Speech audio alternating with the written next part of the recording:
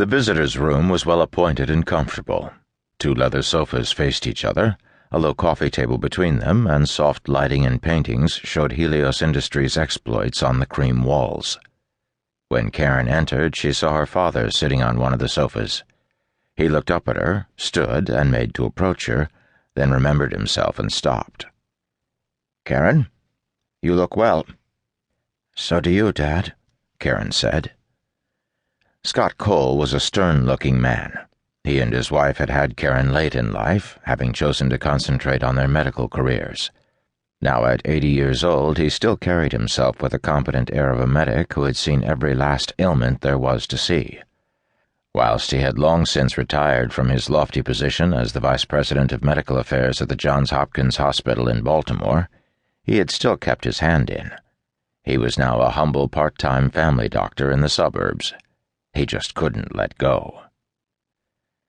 "Seems like no expense spared here. I had the impression you would be in some whitewashed underground bunker somewhere," Scott said as he looked around the luxurious room.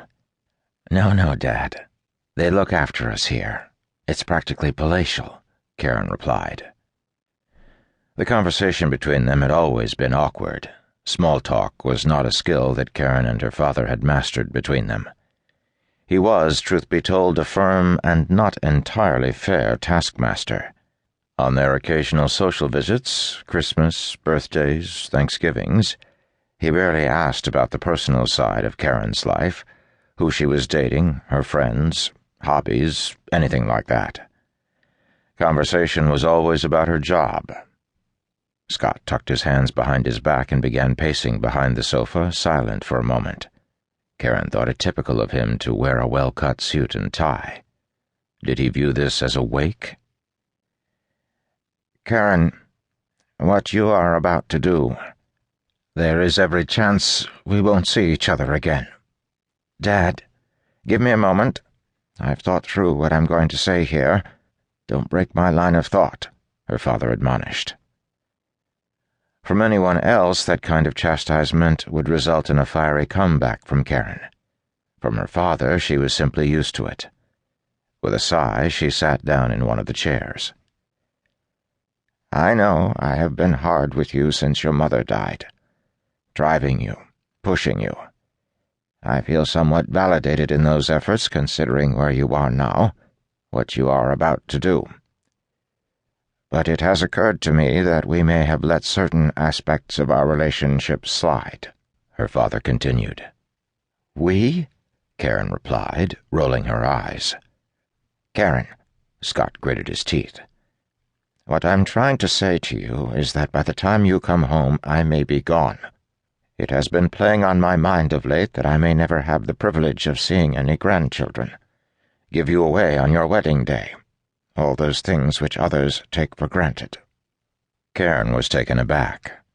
This was the first time he had ever spoken to her like this. She let him continue, not responding, merely looking at him. "But all that being said, I feel the need to say, I am proud of you.